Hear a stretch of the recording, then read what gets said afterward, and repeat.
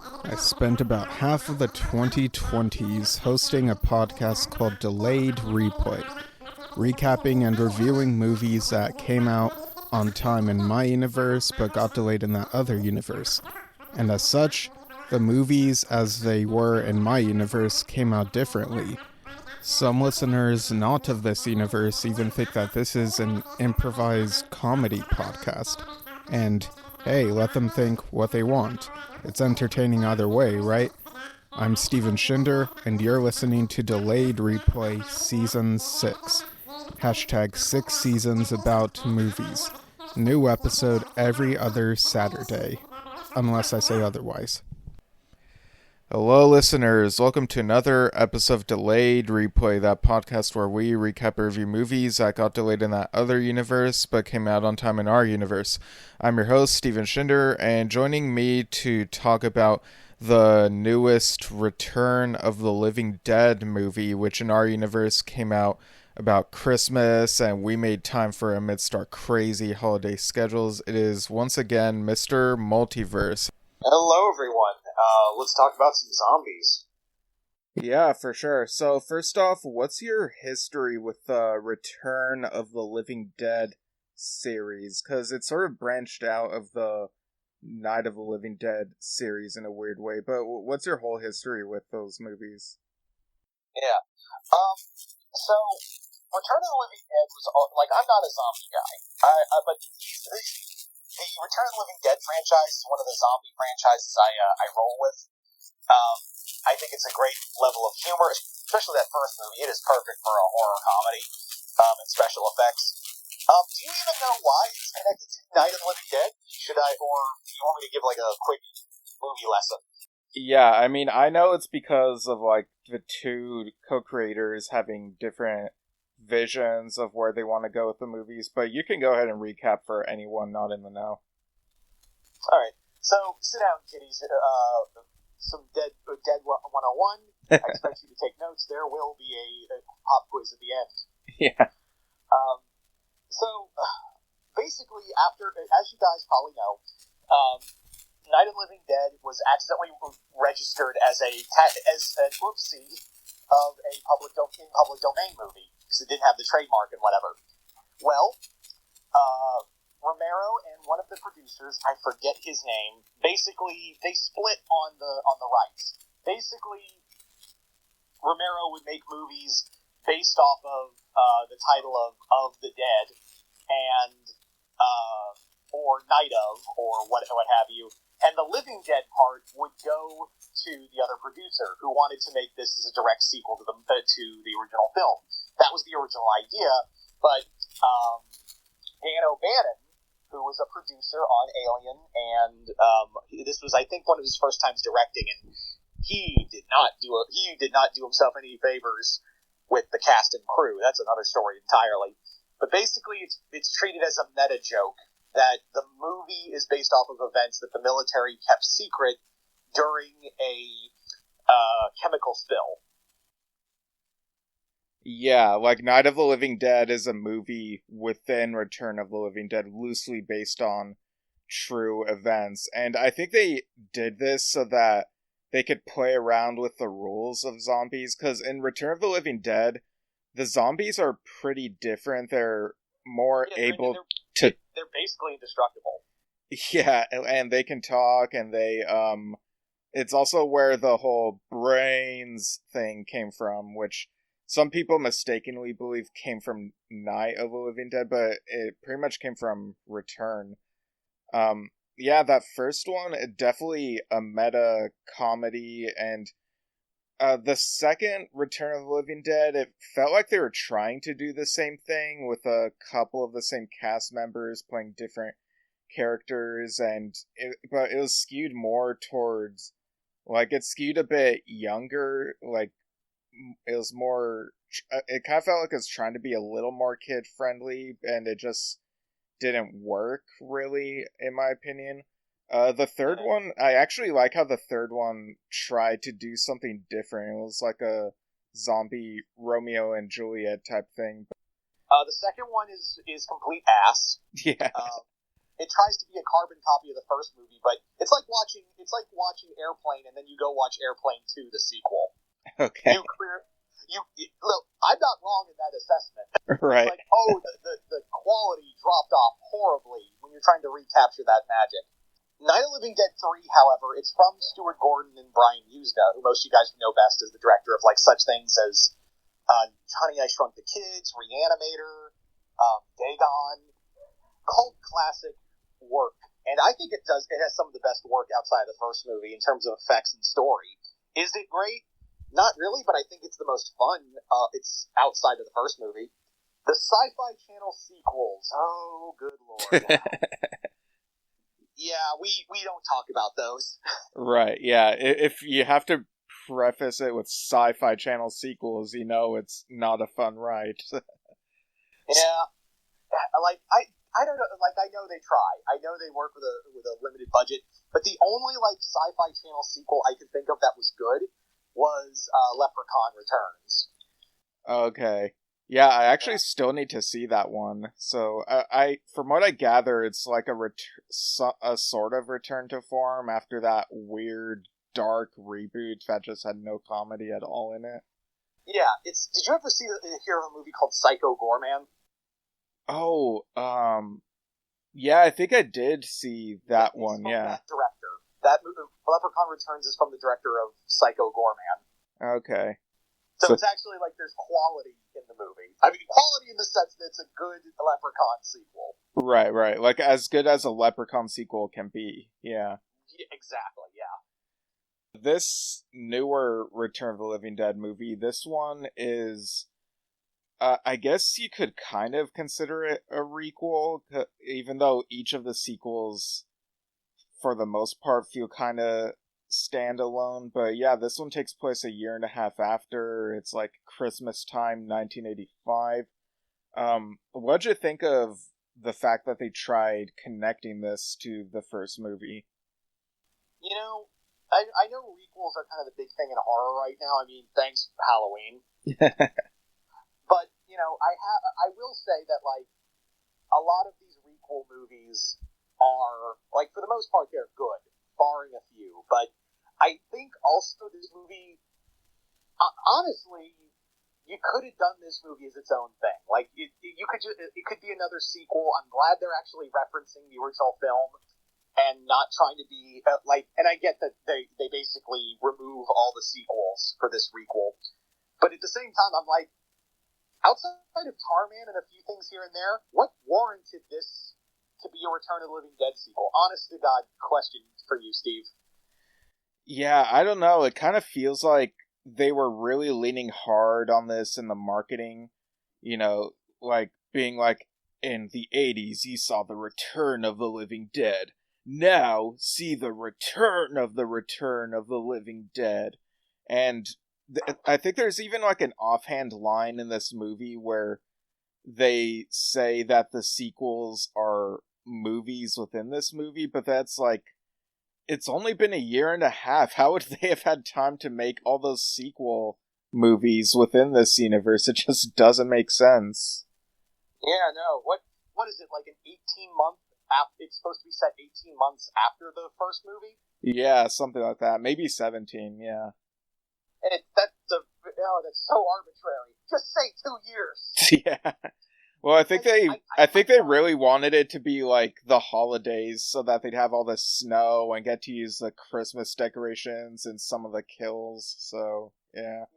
Yeah, it's also kind of funny how they don't really address like how were things resolved at the end of the first movie, because here's a funny thing. The first movie ends with like that whole like airstrike thing, and then there's the rain, and then more zombies rise from the graves, and they just don't say much about like what happened to resolve that here. A little funny thing is that when I first watched the original movie, it was on TV. It was one of those channels that's like in the 300s channels.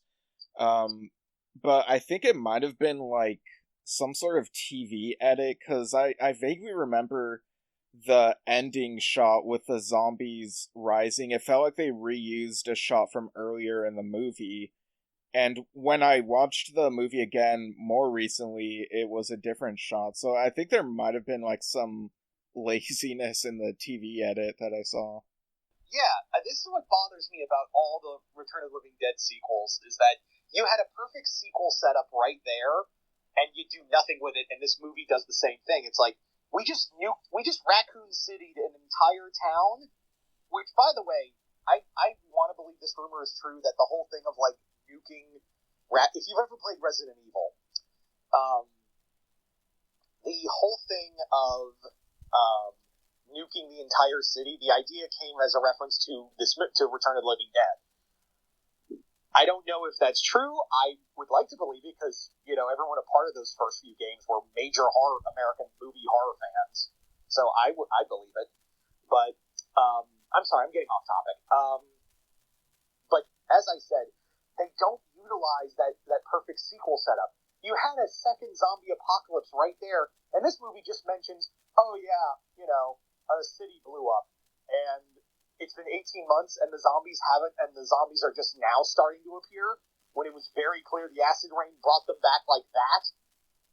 Yeah, like, and this one takes place in Pennsylvania, so they kind of, like, talk about, like, the weather and stuff, and, the main character, he's played by Devon Sawa, and he's, like, a geodetic surveyor, which I kind of feel like they use that occupation name as a catch-all term for what he knows, which is like, oh, he's able to, like, not just check what's going on with the earth, with the ground, but also with the weather, and it's like all this, like, science jargon that barely makes any sense. And he's like, yeah, like, the weather is, like, migrating to our town, and now the dead are rising here. It's so stupid. And it also, like, is it just me, Steven, and I know this is going to sound weird, is it just me, or is this character, like, they're trying to copy, what's that actor's name?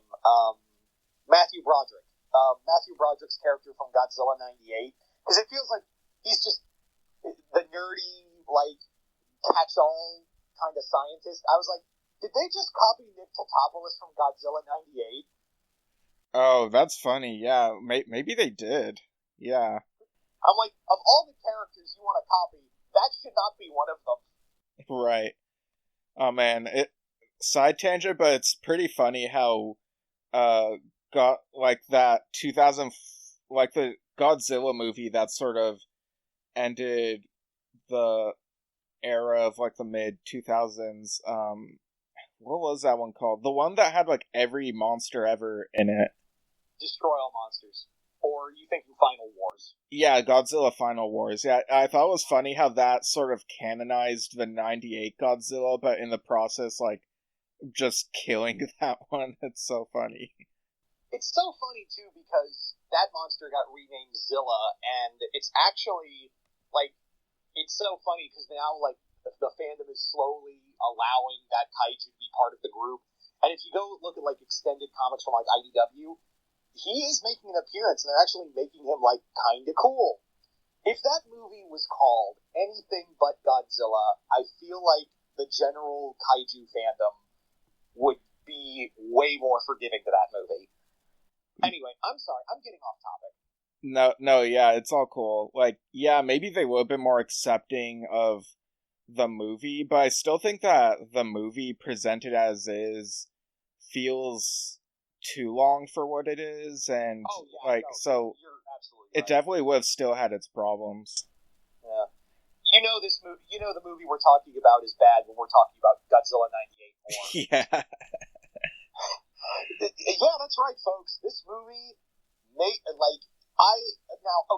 I won't say that I would watch the sci-fi sequels or Return of the Living Dead 2 over this movie, but I'm not watching this over Return of the Living Dead 3, if that makes any sense. Yeah, I'm with you there. Like, it definitely doesn't top 1 or 3.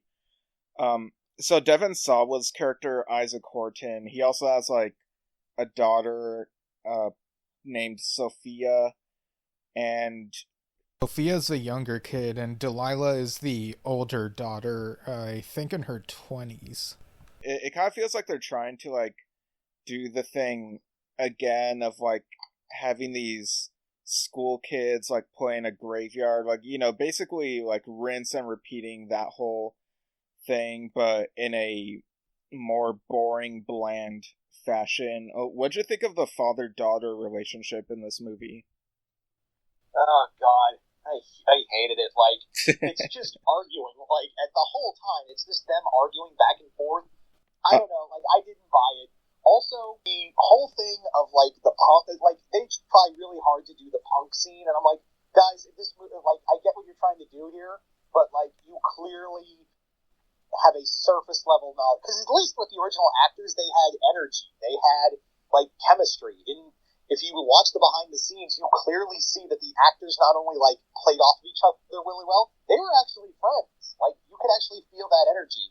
Here with the quote-unquote punks in this movie, I'm like, where's the camaraderie? Where's the care when one of your guys, because you feel like, outside of one character who was played by an actor who did some really horrible things in real life, you probably know this story too, Stephen. Yeah, I've heard, yeah. Yeah, we're not going to go into that. It's just, outside of that, the energy, like the camaraderie, the care that you feel, and the closeness these characters have with each other in the original film, you don't feel that here with this group of punks. Yeah, and we also have Delilah Horton as well, which, you know, I got really confused of how the characters were related to each other. That's how bored I was during this movie. I was just not paying as much attention to the relationships, and when the zombie stuff did finally happen, it felt like too little too late, and also, like, not as compelling. Because, like, I'm sure other people rate Return of the Living Dead, the original, higher than I do. I think it's fun enough, but yeah, this just didn't reach the heights of that one at all. Yeah. There's also a severe lack in this movie of Do You Want a Party, which I think is a party foul. Oh, yeah. Like, how do you not do, and I get it, the sequels didn't do that song either, but, like, if you're trying to be, like, a true love letter, as this movie claims to be, to the original film, have that song, man. Yeah, the soundtrack does have a couple of tracks from, like, My Chemical Romance, but, like, this movie did not earn those songs. Like, it's just boggles the mind. Yeah, I don't get it. And, you know, I will say this. The zombies look good. A lot of them do look good, and I feel like the effects team did their best. I mean, the original movie had, like, a really solid budget for effects. Here, it was a lower budget, but I think they did good. I think Tarman looks a lot better than he did in the teaser. Yeah. Yeah, the effects are really good. I will say I did actually kind of like the moment where, like, a kid is building a snowman and then a zombie rises up through the snowman, and it basically kind of looks like big Jack Frost, the killer snowman, a bit, and the kid runs away screaming. See, like, I love that part too. Like, the zombie's still shambling around with a top hat and, like, carrot in his nose the whole time. I'm like, that's a nice detail. Yeah. I also, there's also a moment where, like, the punks are, like, trying to get away from Tarman and, like, drop a bookcase on him. And I was like, okay, that was good. And then someone goes, have some book learning. And I'm like, I hate this movie. I was like, I don't know why that bothered me, but I was like, at no point, like, that pun makes no sense. If you threw a book at him, maybe, but not drop a bookcase on him. The bookcase didn't even have books on it. Yeah, that was whack. They did also incorporate, like, a swamp setting, which we're not used to seeing a swamp during, like, winter time, so you got, like, this frozen water type thing. What'd you think of this whole sequence? I mean, this is the part of the movie where I was like, ooh, I like the atmosphere here. It's like someone tried. I do like we don't get winter swamp scenes in a lot of horror movies, let alone any kind of movies. But here, it's like, if you live in Florida, like I do, you've seen winter swamp, except without the snow. It's just cold and wet. And also that they did a solid job on kind of showing the harsh environment background. I was like, if only the movie was this the entire time. Yeah, like, just set the whole thing here, and it's just a much better looking movie. Like, they really lean into the Christmas lights in this one, which, to me, they feel too bright and colorful for a Return of the Living Dead movie. They're just way too distracting, even when they, like, decorate, some of the lights get wrapped around some of these zombies, and it's just too much.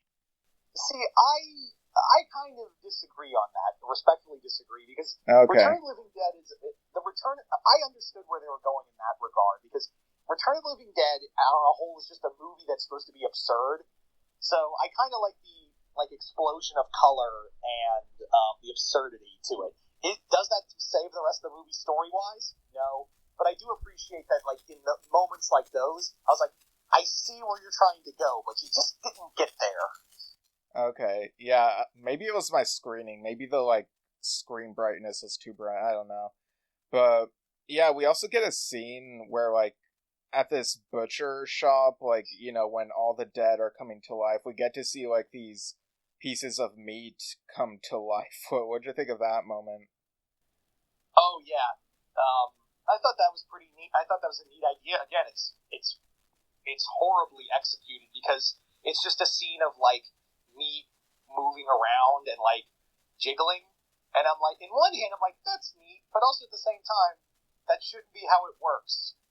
Like, it should only be like corpses. And, like, although if you really want to be, like, if you really want to be a technical doctor out there, someone's going to go, well, isn't meat dead flesh anyway? And to which I say, shut up.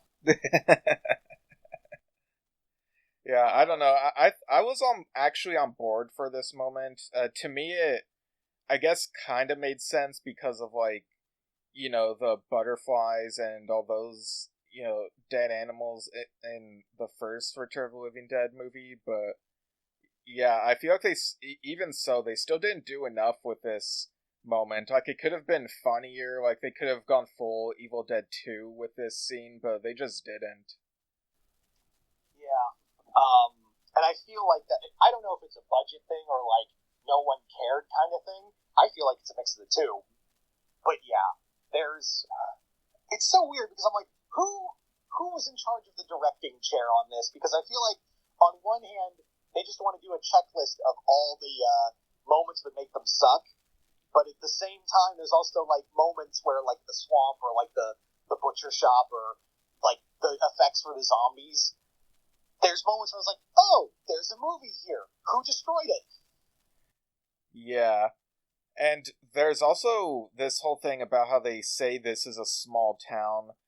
But with all the scenes that we see, it doesn't really feel like a small town. It just feels like a few actors on a set, and it's like we don't really see enough people outside or, like, driving around, so it makes it feel more artificial to me. Like, it doesn't really feel like a town. It's like, okay, I know you call it a small town, but, like, it's not this small. Like, I'm pretty sure you don't mean for it to be so small that has this few people, Yeah, it doesn't give that feeling at all. I'm like, there's a moment in the movie where, like, they're saying the zombies are attacking downtown. I'm like, that's downtown? That looks like New York City, okay? Yeah. If you do, like, or at the very least, if you live in Florida, that just looks like downtown Tallahassee. Like, it looks too metro to be a small town. Yeah, there's not really a good sense of geography or location or what have you here. Yeah. There's also a moment, and I don't know, it rubbed me the wrong way, where, like, there's a zombie fest going on. Because, Pennsylvania is the home of zombies, all that. And there's a moment where the zombies are, like, rampaging through the zombie fest. And one of them sees, like, it's Tarman, and he looks at like, a statue or a homage to George A. Romero. And then he just breaks it. Like, he just knocks it over and goes, dumb, and waddles away. And I'm like, that was really uncalled for. No, yeah, that really pissed me off. Like, I mean... I was like, yeah. Like, are you trying to say that the people behind Return of the Living Dead didn't like Romero? Because that's not true at all. Right, it's like, do your research, buddy. Yeah, like, literally, Romero loved the movies, and they loved his movies. Like, they ate it. Like, yeah, they used to be, everyone liked each other. Like, there was no bad blood. And to say, like, your movie, which you don't even deserve to be called a Return of the Living Dead sequel, like, that, just to say, like, your movie's better than a Romero zombie movie, get Yeah. And also, going back to, like, 1985, I do think it was really interesting how people got a Living Dead movie, like, basically a month apart. Like, in July or whatever, they got this comedic Return of the Living Dead, and then a month later or something, they got Day of the Dead, which was more serious, and, like, it does have its pacing issues, but I quite liked the drama of that one and the overall look of it. So it really shows how you can do, like, different tones with these series, and you can execute it well. It's just that this particular movie we're talking about doesn't execute it well either way. Yeah, it doesn't deserve it. Yeah, it's also kind of funny you bring that up, because it's like, it's also like when Universal released 2 Dracula movies of vastly different genres in the same year. Oh, yeah. Like, we had the fun Renfield movie, and then the dark and serious Last Voyage to Demeter, which I will defend that movie. Oh, okay. Well, I don't know. Voyage didn't really do much for me, but I thought Renfield was pretty fun. Renfield's fun. Voyage, I like. I do think it runs too long, and I don't think the ending is good. But I think I understand where the idea was, and I don't know if, like, studio meddling that movie. But I do agree that I will say it's not perfect, but it's definitely a movie that I can come back to. I think it would have been perfect if they just cut it down to 90 minutes and just change the ending. Yeah, well, for what it's worth, I do think Universal went a pretty good direction, like, trying to do, like, all these standalones, like, these different interpretations, instead of trying to build a universe off of that god-awful Mummy movie. Oh, yeah, we can all agree on that. I know we have our disagreement on the Wolfman movie, though. Yeah. Yeah. We'll see. I wonder how we'll both react to the upcoming Blumhouse Mummy movie.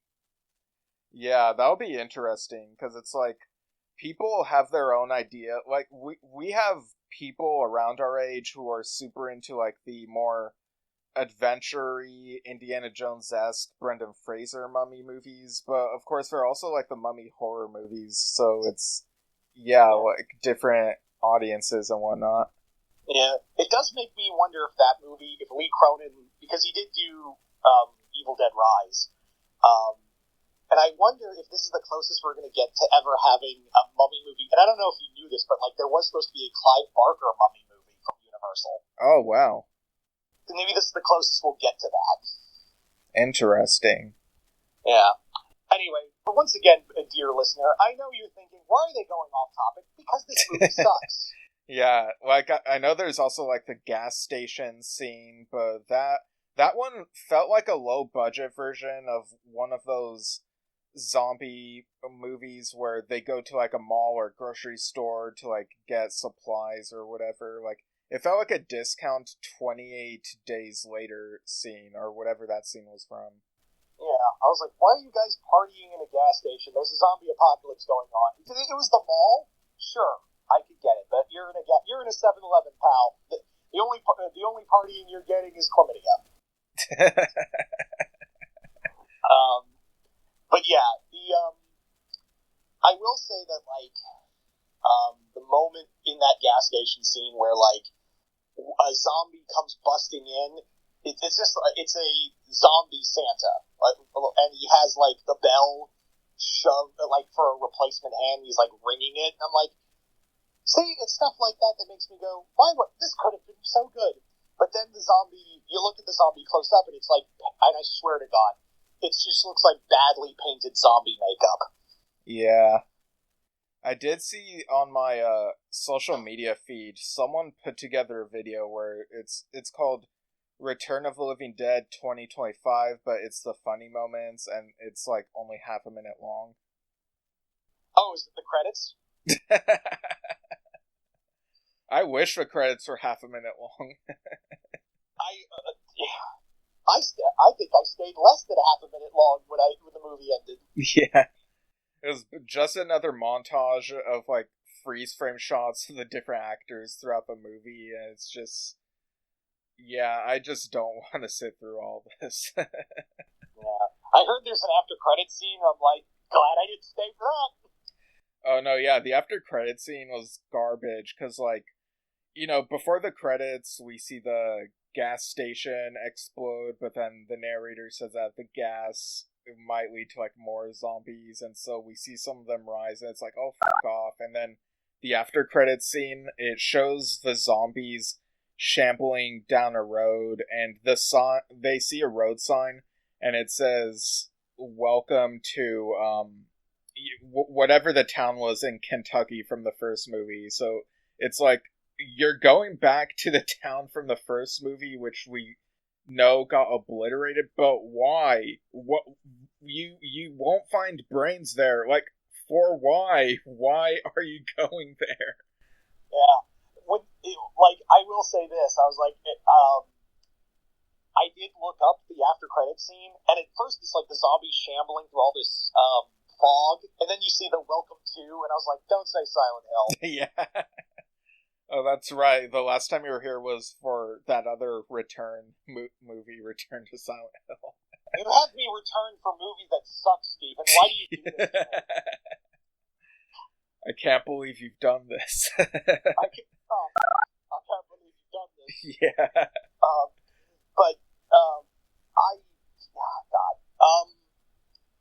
Yeah, the movie, it just shambles through. And I use pun intended here, because I'm funnier than this movie. Yeah. It just shambles its way through a whole story of characters you don't like, of characters that don't matter, and zombies that half of them look good and the other half look bad. Look like just Halloween makeup. Like, Halloween Horror Nights would do a better job with these zombies. Yeah. And it's a shame, but honestly, my hopes were already super low, so I kind of wasn't surprised. But yeah, Salah's character has an office, and like it has. If you notice the bookcase behind it, behind his desk, you see like all these references to other horror movies, and I was like, don't do that.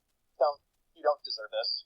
No, yeah, I even saw, like, the Chucky TV series box set there, which is weird, because he plays a few different characters in that, and it's like, you don't need to do this.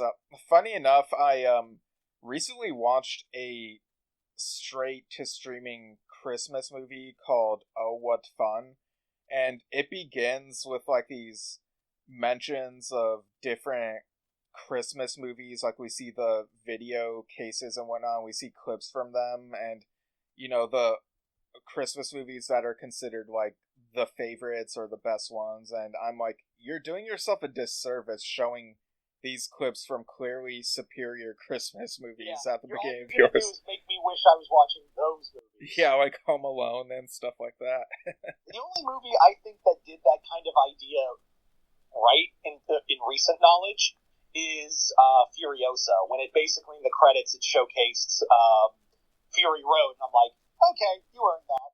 Oh yeah, that was fine because it was like at the end of the movie and it leads into that. So yeah. That's the only one that did that kind of. You did like check out this movie, or do you remember this movie?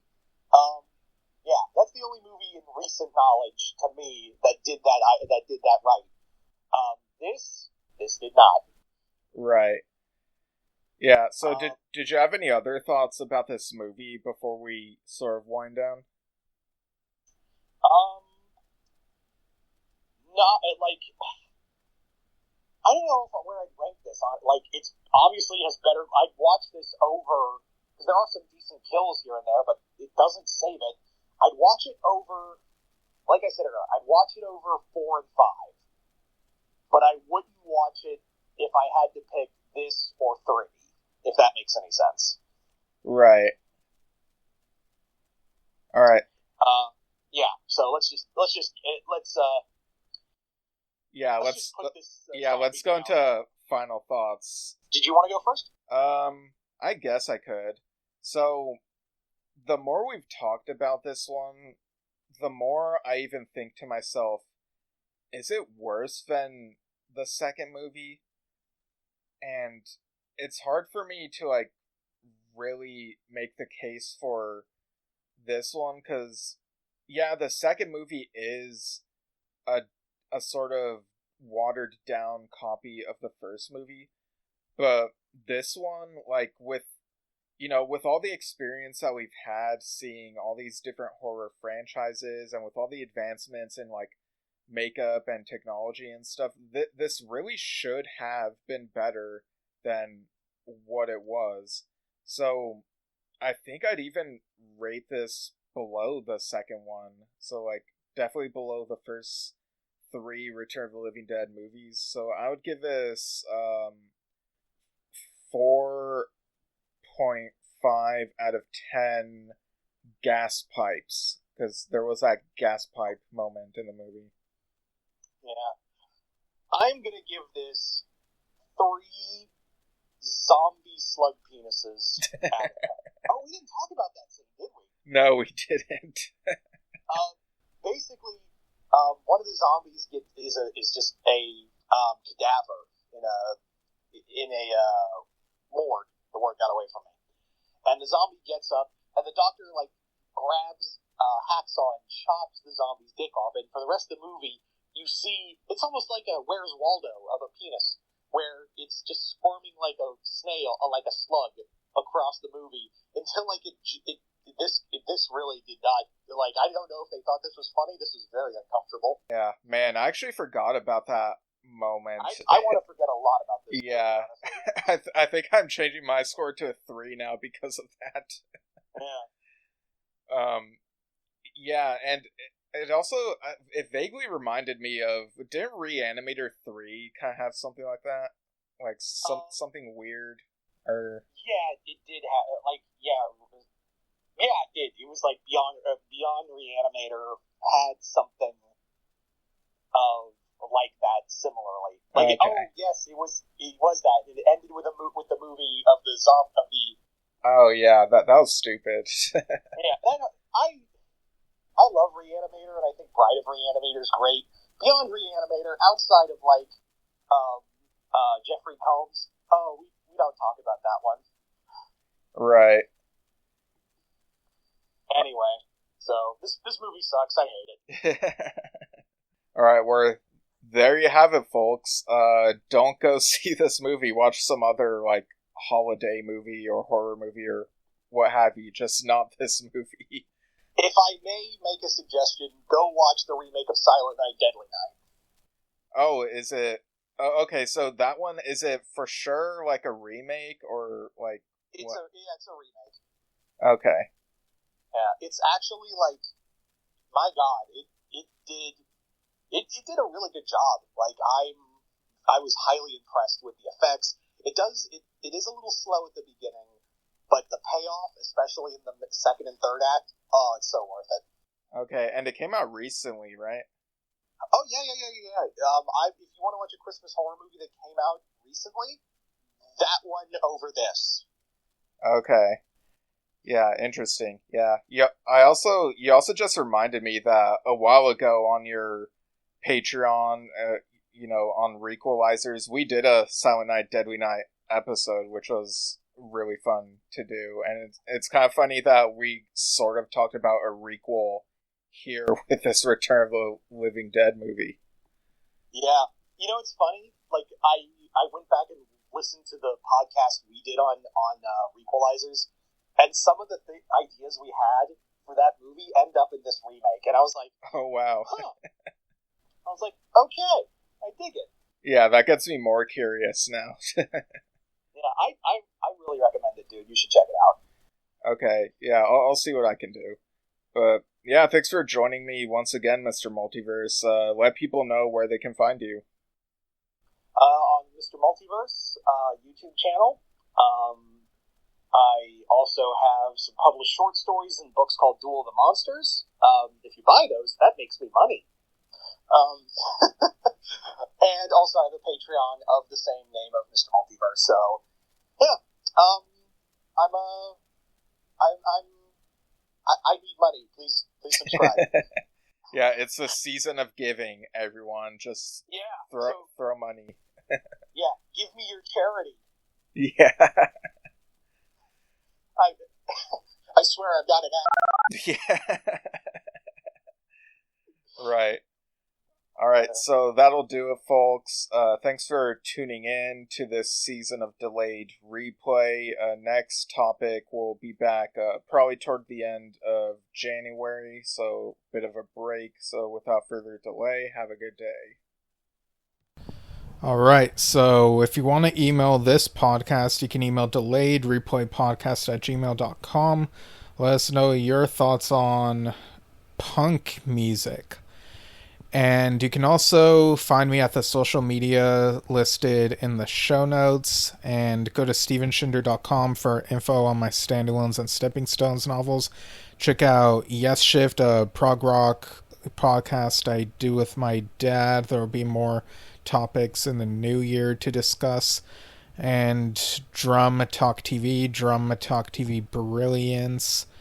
And like I've said, this podcast will be back after a break, probably toward the end of January, maybe even at the very end of January, so keep an eye out for Season 7.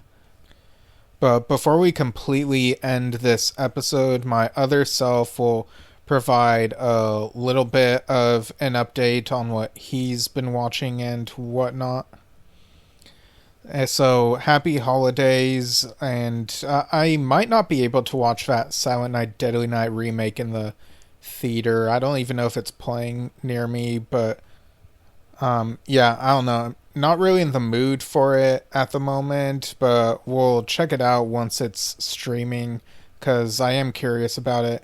I did see Christmas Evil. That was sort of a similar idea with a Killer Santa that came out a few years before the original Silent Night, Deadly Night, although the motivation was a bit more of a reach, a stretch, so it's pretty nuts. But anyway, all that is to say, without further delay, here's my other self. Hey everyone, this is Steven from that other universe where stuff got delayed. So one more update from me before the end of the year, and then you'll hear from us again next season. So in terms of new stuff I've watched this past week, the final episode of the Doctor Who spin-off The War Between the Land and the Sea aired, and I thought it was a really good finale. I was really impressed with this spin-off show. It's a shame that it will probably be forgotten by like casual viewers and such, but it really had a voice. It had stuff to say about humanity's effect on the planet and on each other, on people, on life. So yeah, it's definitely worth a watch if you haven't seen it. I also watched this Netflix, well, at least it was on Netflix, a miniseries called Man vs. Baby, as Rowan Atkinson, not playing Mr. Bean, but still getting into some ridiculous hijinks as a baby comes into its care and he doesn't know whose baby it is, and tries calling social services, and there are misunderstandings that lead to the baby still remaining in his care for a bit, so he has to like bring it with him as he goes to house sit for someone at this penthouse place. And there's a lot that's really frustrating about this miniseries. All the dangerous things that almost happen, like the things that the trouble that like the baby gets in, and the stuff that Rowan Atkinson's character forgets or doesn't communicate very well to other people when he easily could have. And it's just and there's no resolution to the whole whose baby it is thing there. I'm gonna spoil that. So it was just so bad. It's I give it like 4 out of 10 at best. I feel like if Rowan Atkinson had been playing Mr. Bean instead of this character who can communicate better, then the hijinks, the misunderstandings, the misplacing of things would have felt more justified. But I just didn't like it. And I've been told that, you know, the unrealisticness of it is the point of why it's funny, but I was just not having it. Mission Impossible: The Final Reckoning dropped on Paramount Plus recently. This was a terrible final installment for the films. I give it a 5 out of 10 at best. It has a bunch of footage from the previous films as it tries recapping and connecting everything. Basically, it's kind of like what people hate about the James Bond film Spectre, but amplified a lot more. And I really think that the films should have ended on a high note with Fallout. That was in my book, the best film of the series, and it wrapped up some certain things nicely. Speaking of Fallout, the second season of the TV show based on the video game Fallout started. I've seen the first episode. I saw a little bit of the beginning of the second one before switching to something else because of the mood I was in. I kind of wonder if maybe I'm trying to convince myself that I enjoy this show when maybe I don't know if I enjoy it enough, but I'll give the second episode a go and then see how I feel, I guess. Watched another Christmas movie on Netflix called Champagne Problems.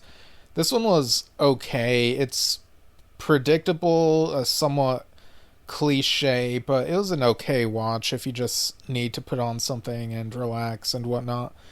The Legend of Ochi I thought was visually interesting. It feels like a modern E.T. There's some amazing puppetry and visuals, even if it is a simple story. It's pretty good. I watched what else did I watch? In terms of new-ish releases.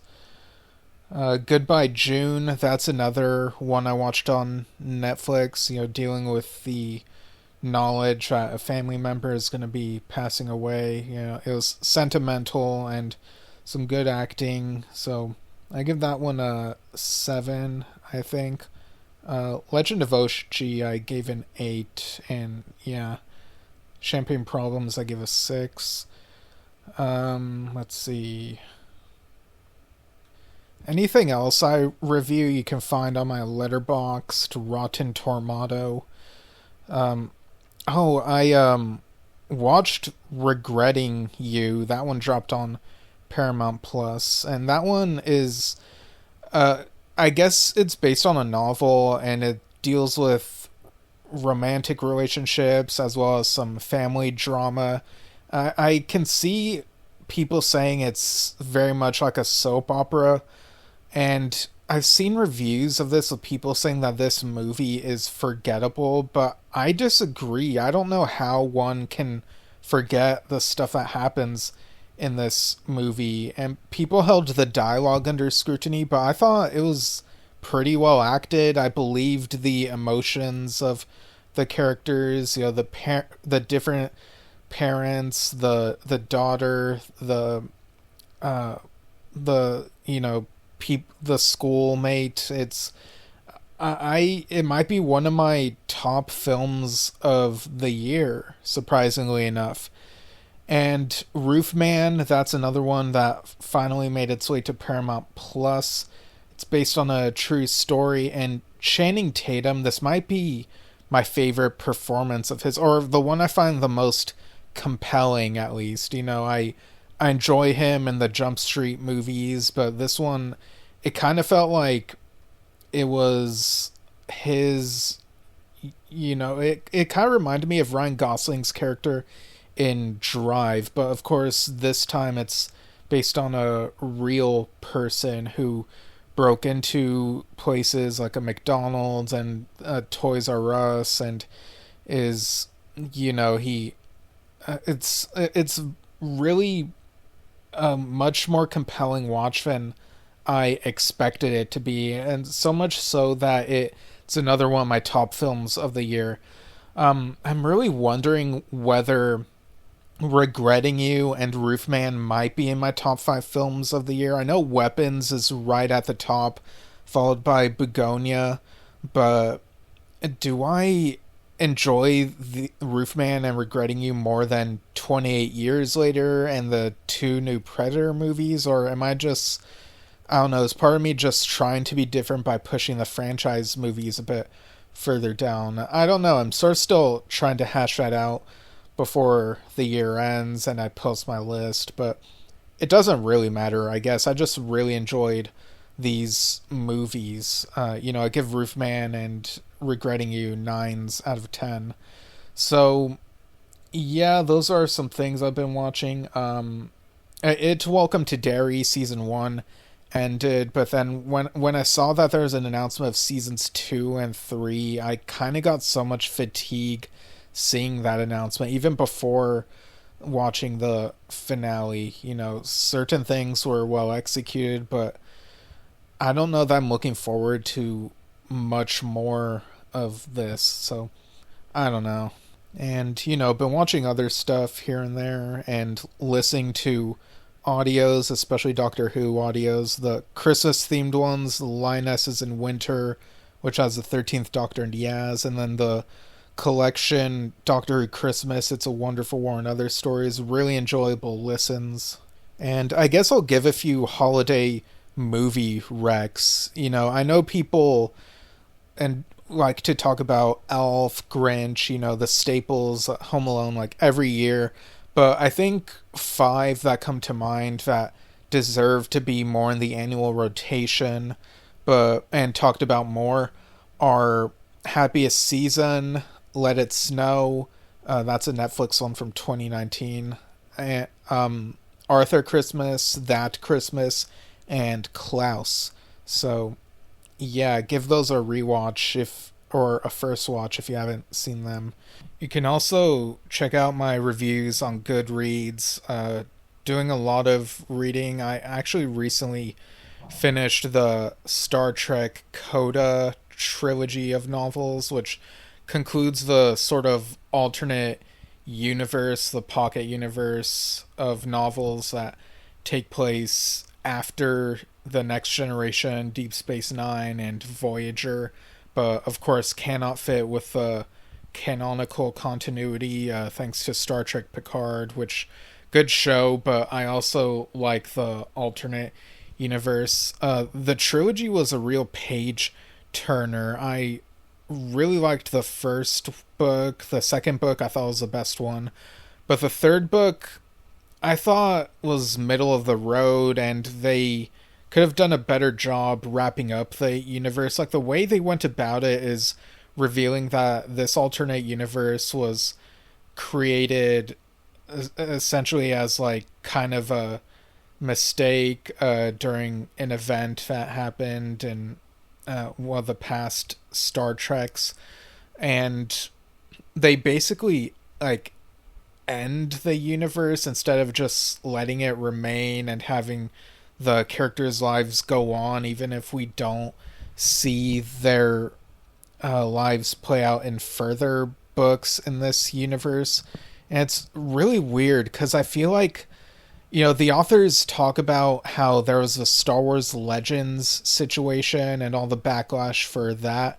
But I think if the Star Trek novels, which Star Trek fans knew was not considered canonical compared to the on-screen stuff, if the Star Trek novels set in that universe had just stopped, I don't think there would have been much backlash, really.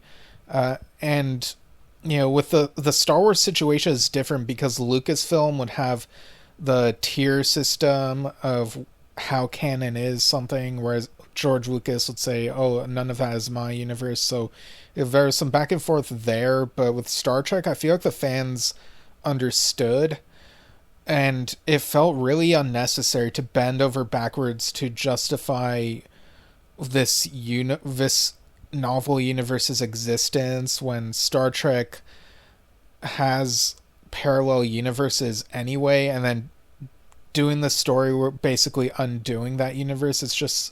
It's so weird, man. But I don't regret taking the journey, reading all those books that take place after those shows.